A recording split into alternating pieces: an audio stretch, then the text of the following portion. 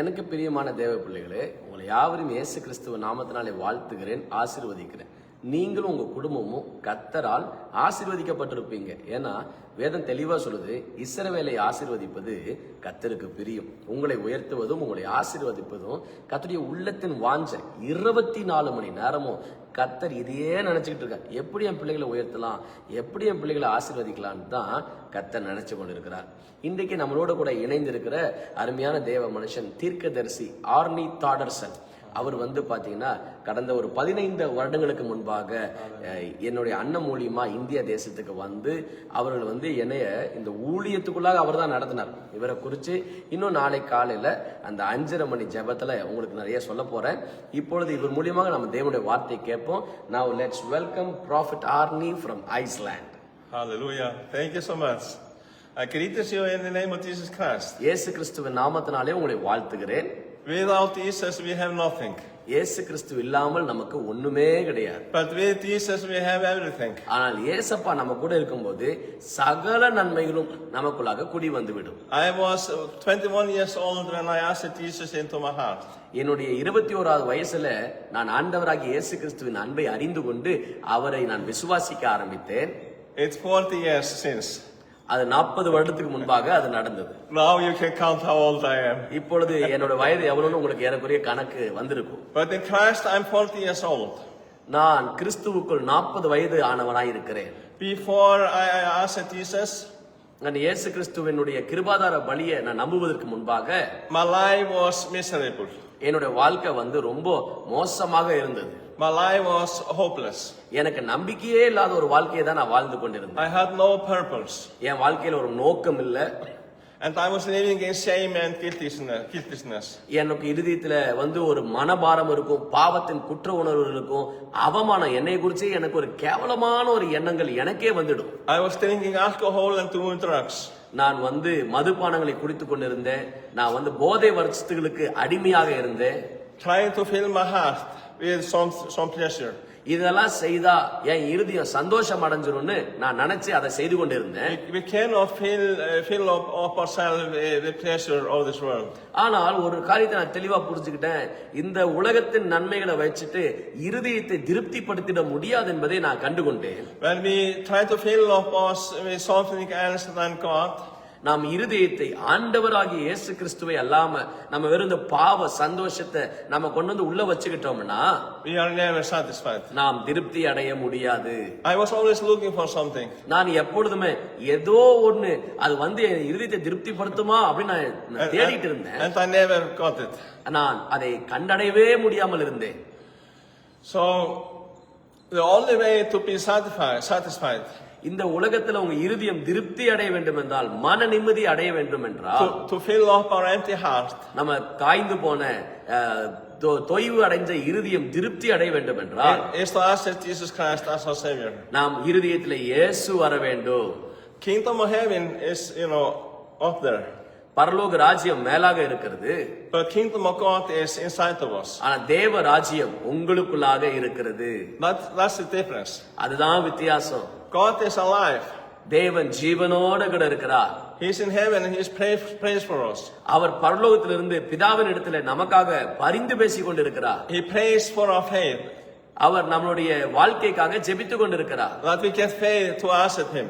நாம் அவருடைய வழிகளை ஏற்றுக்கொண்டு அவருடைய பரிசுத்த வழிகளில் நாம் நடக்க வேண்டும் என்று ஒவ்வொரு நாளும் உங்களுக்காக அவர் விண்ணப்பம் செய்து கொண்டிருக்கிறார். God is Almighty God. தேவன் சர்வ வல்லமை உள்ள தேவனாய் இருக்கிறார். But he is also a gentleman. அவர் ரொம்ப வல்லமை உள்ளவராய் இருந்தாலும் அவர் மென்மையாக நடந்து கொள்வார். He will not rush into our life. நம்ம வாழ்க்கையில ரொம்ப கட்டுப்படுத்திட மாட்டார் நம்மளை. We have to choose. நாம் அவரை தேர்ந்தெடுக்க வேண்டும். உங்களுடைய வழியில நான் நடக்கணும் அப்படின்னு சொல்லி நாம் அவரை தேர்ந்தெடுக்க வேண்டும். We choose between fleshly and worldly things.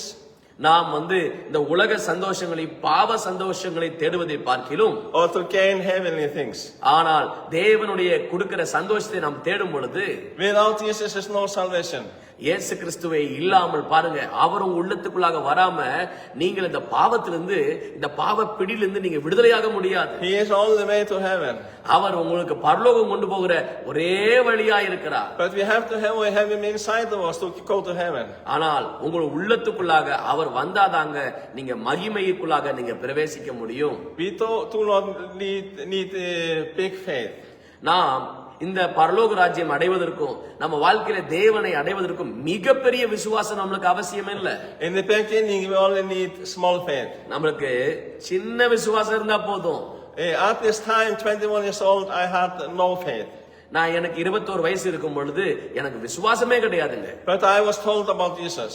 ஆனா எனக்கு ஒருத்தர் வந்து ஏசப்பாவுடைய அன்பை பத்தி எனக்கு சொன்னார். And they told me, if you pray a little prayer to Jesus, அப்ப சொன்னாரு, ஒரு சின்ன ஜெபம் பண்ணுப்பா ஏசப்பா கிட்ட அப்படின்னு சொன்னாரு. if you ask him to forgive you, அவர்ட்ட கேளுங்க, ஏசப்பா என் பாவத்தை மன்னிங்கன்னு கேளுங்கன்னு சொன்னாரு. forgive your sins. உன் பாவத்தை அவர் மன்னிப்பார். And they invited him to come into your heart by forgiveness. அவரு உன் உள்ளத்துக்குள்ளாக வந்து என் வாழ்க்கைய ஆண்டவரே என்னால பரிசுத்தமா நடக்க முடியலையே, நீங்க எனக்குள்ளாக வந்து வழிநடத்துங்க என்று கேளுங்க என்று சொன்னாரு. He will do so. அவர் அப்படி கேட்கும் பொழுது அவர் உள்ள வந்து உங்களுக்கு அப்படி செய்வார். So I did this prayer.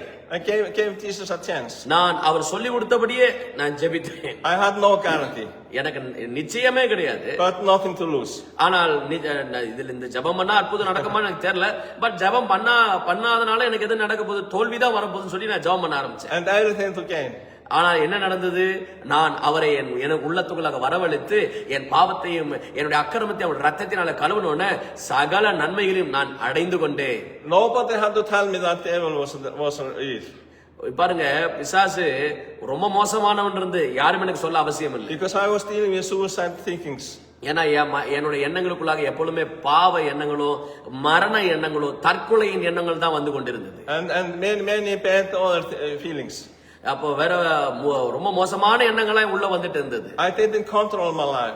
என் வாழ்க்கையின் மேலாக ஒரு பிடிப்பு இல்லாமல், ஒரு கட்டுப்பாடு இல்லாம என் வாழ்க்கை வாழ்ந்துகிட்டு கொண்டிருந்தேன். I did things that I didn't want to do. நான் செய்யக்கூடாத காரியங்களை நான் செய்ய ஆரம்பித்து விட்டேன். Under control of evil spirits. அசுத்தாவிகள் என்னை நிரப்பி தன்னுடைய வழிகளிலே என்னை நடக்க வைத்திருந்தது. But when I asked Jesus to come into my life, I told him, if you are real, I will serve you. If you set me free, I will serve you. நான் அப்பா ஏசப்பாட்ட சொன்னேன், ஏசப்பா இந்த பாவத்திலிருந்து என்னை விடுவிச்சிட்டீங்கன்னா நான் உங்களுடைய வழியை நான் ஏத்துக்கிறேன்ப்பா நான் சொன்னேன். And when I prayed this simple prayer, நான் இந்த சின்ன ஜெபத்தை நான் செய்தேன். I had almost no faith. எனக்கு சுத்தமா என்ற விசுவாசம் இல்ல. The power of God came over me. ஆனா தேவனுடைய வல்லமை என் மேலாக இறங்கி வந்தது. And I heard the voice of God. நான் தேவனுடைய சத்தத்தை நான் கேட்டேன். And God told me, ஆனால் தேவன் என்னோடு சொன்னார், Arni, Arani, I love you. நான் உன்னை நேசிக்கிறேன். And your sins are forgiven. உன்னுடைய பாவங்கள் கழுவப்பட்டது, மன்னிக்கப்பட்டது என்று கர்த்தர் சொன்னார். And I felt this, the strong presence of God and His love coming into my life. அப்பொழுது நான் தேவனுடைய மகிமையுள்ள பிரசன்னத்தை என் மேலாக நான் விருந்தேன். ஆமென். பரலோகத்தின் மகிமை என் மேலாக இறங்கி வந்ததை நான் உணர்ந்தேன். And the heavy burden was taken away of me.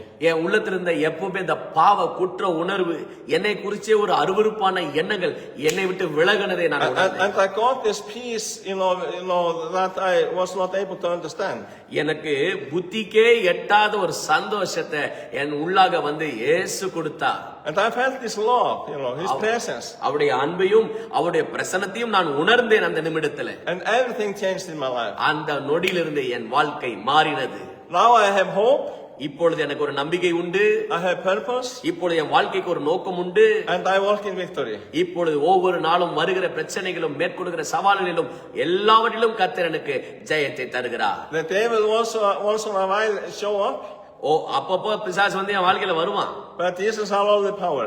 ஆனால் இயேசு கிறிஸ்து அவைகள் எல்லாவற்றிலும் எனக்கு ஜெயத்தை தருகிறார். Without Him we can do nothing. அவர் இல்லாம நம்மனால ஒண்ணும் செய்ய முடியாது. But with Him inside of us, ஆனால் அவர் உங்களுக்குள்ளாக வரும் பொழுது we have the same power. நாம் அவருடைய வல்லமையை உங்களுக்கு So கற்றுத்தருகிறார். I'm now not afraid of the devil. இப்போ நான் பிசாசை குறித்து பயப்படுறதே கிடையாது. I just command him to go. நான் இப்பொழுது இயேசுவின் நாமத்திலே போ என்று சொன்னால் அசுத்தாவி போகிறார். It's a salvation in Jesus' name. ஏனென்றால் இதுதான் இயேசு கிறிஸ்து கொடுக்கிற உங்களுக்கு மாபெரும் ரட்சிப்பு. And brother, if you can read Romans 5 chapter, you can read the language. Amen. Romans 5 chapter. Okay, இப்போ ரோமர் 5ஆம் அதிகாரம் 5வது வசனத்தை வாசிக்க விரும்புகிறேன்.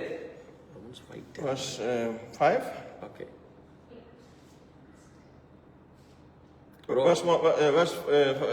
Verse 1 to 5. Verse 1 to 5. ரோமர் 5ஆம் அதிகாரம் முதல் வசனத்திலிருந்து வாசிக்கிறேன்.